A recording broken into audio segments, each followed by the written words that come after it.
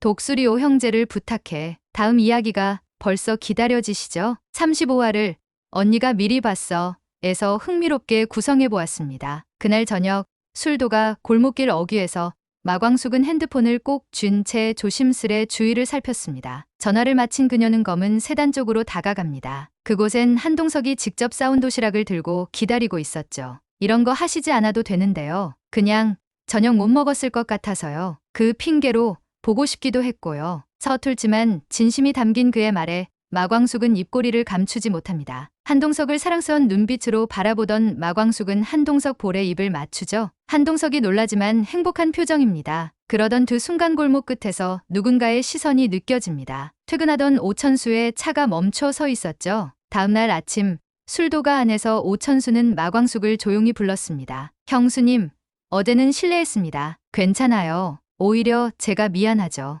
아직 얘기 안 드려서. 그러나 오천수는 담담히 말합니다. 장수형님이 살아계셨더라도 형수님이 행복하길 바랐을 겁니다. 저도 그렇고요. 회장님이 어떤 분인지 제가 제일 잘 아니까요. 뜻밖의 지지. 마광숙은 마음이 따뜻해졌습니다. 하지만 문제는 오흥수였습니다. 그는 마광숙을 진짜 누나처럼 따르던 사람이었죠. 한동석과의 교제 사실이 알려진 날 자리를 박차고 방으로 들어가 버립니다. 그날 이후로 말없이 마주치기를 피하는 흥수. 마광숙도 한동석도 그 상황을 풀 수 없어 소가리만 깊어갑니다. 며칠 후 창고를 정리하던 마광숙은 우연히 사진과 편지 한 장을 발견합니다. 어린 오흥수가 삐뚤빼뚤 쓴 글씨, 그리고 그 편지는 한동석에게 쓴 것이었습니다. 그날 아니었으면 우리 식구들 다 길에서 잘 뻔했어요. 감사해요. 꼭 은혜 갚을게요. 동석은 말없이 편지를 바라보다가 조용히 말합니다. 그 아이가 흥수 씨였군요. 며칠 후 이른 아침 토스트 가게가 문을 열기도 전 유리문 너머로 익숙한 그림자가 다가옵니다. 한동석 회장이 직접 찾아온 것이었습니다. 오흥수는 잠시 멈칫했지만 이내 문을 열고 말합니다. 회장님, 이렇게 일찍 무슨 일이십니까? 토스트가 맛있다고 소문이 자자해서요. 농담처럼 웃어 보이지만 손엔 종이봉투와 작은 보온병이 들려 있었습니다. 이건 내가 만든 샌드위치. 흥수 씨 토스트랑 바꿔 먹으려고요. 서로의 손에 들린 아침을 나눠 앉은 두 사람. 한동석은 흥수의 토스트를 한 입 빼어 물고는 감탄합니다. 역시 이 집 토스트는 따뜻한 기분이 나요. 솜씨가 좋네요. 흥수는 고개를 끄덕이며 말합니다. 회장님도 꽤 하시네요. 샌드위치 맛있습니다. 잠시 정적이 흐르고 한동석이 조심스럽게 입을 엽니다. 나는 흥수 씨 형이 되고 싶습니다. 그냥 사업하는 사람으로, 형수의 연인으로가 아니라 진심으로 가족이 되고 싶어요. 흥수는 표정 없이 말합니다. 그 말 혹시 형수랑 잘 되려고 하는 거라면 저는 반대입니다. 한동석은 당황하지 않습니다. 오히려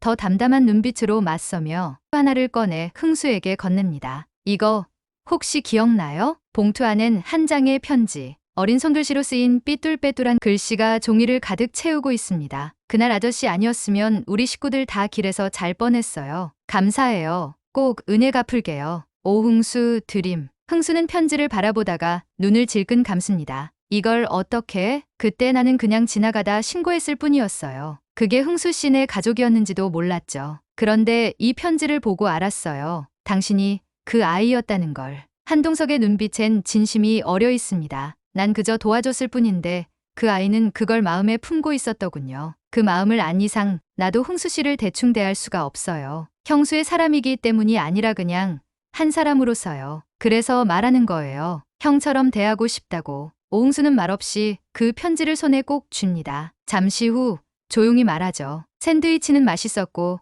말씀도 나쁘진 않았습니다. 그 말은 곧 거절이 아닌 조심스런 수락이었습니다. 한동석은 작게 웃으며 자리에서 일어납니다. 앞으로도 자주 올게요. 토스트도 먹고 흥수 씨도 보러. 그날 두 사람 사이엔 보이지 않던 다리가 놓였습니다. 서로에게 조금씩 마음을 여는 진짜 가족이 되기 위한 첫걸음이었죠. 하지만 평온한 날은 오래가지 않았습니다. 오강수는 독고탁의 말에 충격을 받습니다. 옷이 성도 아닌 놈이 뭘 안다고 끼어들어? 장미애를 붙잡고 진실을 물었지만 애매한 반응만 돌아옵니다. 결국 강수는 독고탁이 숨겨둔 서류를 몰래 뒤져보다 충격적인 사실과 마주하게 됩니다. 자신은 옷이 집안의 피가 아니었던 것입니다. 강수는 결국 장미애의 흔적이 남은 컵과 자신의 머리카락을 유전자 검사 기관에 보냅니다. 며칠 후 결과지엔 분명히 적혀 있었죠. 친자관계 99.99% 일치. 강수는 장미애의 아들이었습니다. 배신감, 안도감, 혼란이 뒤섞인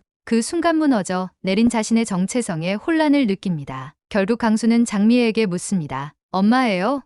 왜 지금까지 숨긴 거예요? 장미애는 눈물을 흘리며 말합니다. 버린 게 아니야. 나한텐 널 지킬 자격이 없었어. 그러나 이 모든 대화를 들은 이는 독고탁이었습니다. 다음 날 식탁에 검사지를 내던지며 말하죠. 짐 싸서 나가. 넌 여기서 끝이다. 장미애는 무너집니다. 독고탁의 눈빛은 싸늘하기만 합니다. 한동안 연락이 두절되었던 독고세리. 도시 외곽의 작은 쉼터에서 지내던 그녀를 가장 먼저 찾아낸 건 바로 오범수였습니다. 차가운 밤바람을 맞으며 벤치에 앉아있던 세리를 향해 조용히 다가온 범수는 아무 말 없이 자신의 외투를 벗어 그녀의 어깨에 덮어줍니다. 한참 찾았어. 눈물이 고인 세리는 마침내 그의 품에 안깁니다. 나 어떻게 해야 할지 모르겠어요. 그렇게 다시 시작된 두 사람의 시간. 범수는 세리에게 조심스럽게 말합니다. 하니 돌잔치가 있어. 하니 첫 생일이니까 함께 가죠. 세리는 망설이지만 이내 고개를 끄덕입니다. 그래요. 한이를 위해서라면 나도 용기 낼게요. 한이의 돌잔치는 술도가에서 열렸습니다. 술도가 거실에는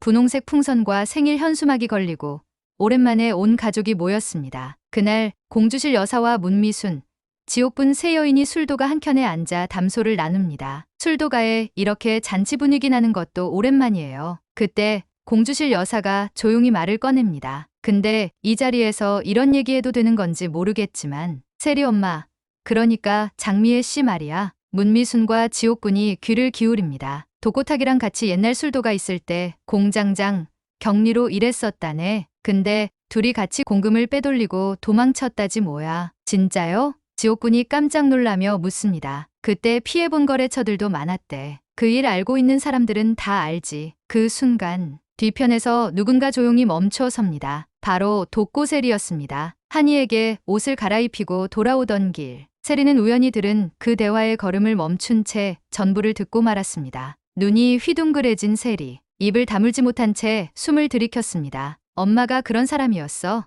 아빠까지 둘이서 믿었던 가족의 과거가 무너지는 그 순간. 돌잔치에서 시작된 충격적인 진실. 독고세리는 부모의 과거와 마주하고 무너졌습니다. 이제 그녀는 어떤 선택을 할까요? 햇살이 살짝 따사롭게 내리쬐는 이른 아침. 술도가 앞 골목을 천천히 걷는 문미순. 손엔 아침 시장 들러 산 깨씹 한 봉지가 들려있고 눈가에는 잔잔한 웃음이 맺혀있다. 반대편에서 자전거를 끌고 오는 오천수가 보인다. 둘은 자연스럽게 마주친다. 또 자전거야? 요즘 날씨는 걷기 딱 좋은데. 오천수 웃으며 괜히 들켰네. 이거 타면 미순이 널 만나러 빨리 갈 수 있잖아. 문미순은 쿡 웃는다. 서로의 아침이 그렇게 늘 같은 골목길에서 시작된다. 둘은 단골 커피숍 테라스 자리에 앉아 있다. 따뜻한 커피잔을 마주 들고 오늘따라 말수가 적은 오천수. 왜 그래? 오늘은 말수가 더 없네? 그냥 그 생각이 나서. 우리 고등학교 시절. 문미순 살짝 웃으며 교문 앞에 핫도그 팔던 아줌마?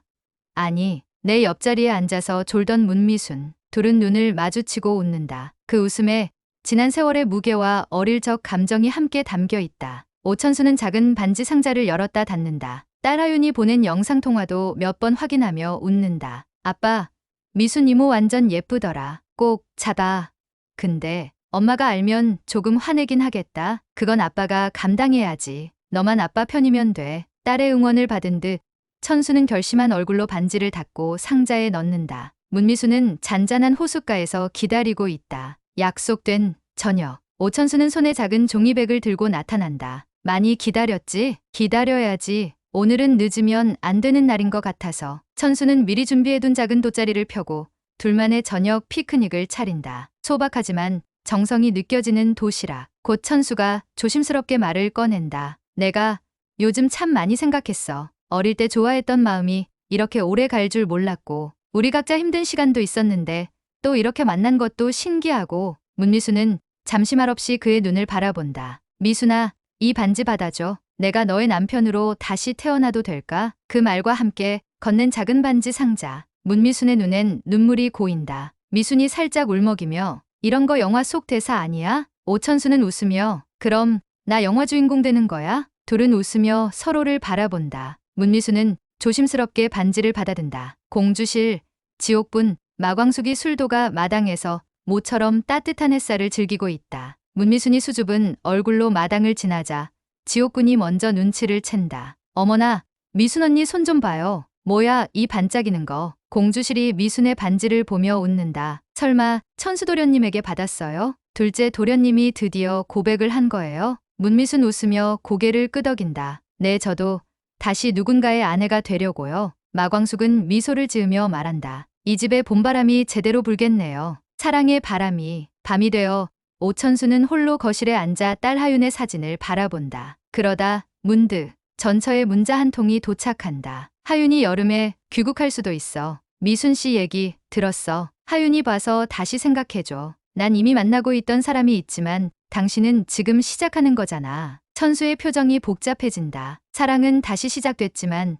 아직 모두가 축복해줄 수 있는 길은 아니었다. 장미애는 진심으로 용서를 구할 수 있을까요? 강수는 자신을 되찾을 수 있을까요? 마광숙과 한동석의 사랑, 시동생들의 사랑과 행복, 그리고 무너지는 비밀들. 오늘 언니가 미리 봤어. 영상이 마음에 드셨다면 구독과 좋아요 부탁드려요. 지금까지의 내용은 언니의 뇌피셜로 구성된 리뷰이며 본 방송과는 다를 수 있음을 알려드립니다. 많은 사랑과 관심을 받으며 가족 드라마로 시청자들에게 감동을 선사하는 KBS 주말 드라마 독수리 오형제를 부탁해 KBS2에서 매주 토요일, 일요일 저녁 8시에 방송됩니다. 많은 시청 바랍니다. 지금까지 언니가 미리 봤어 였습니다. 함께 해주셔서 감사합니다.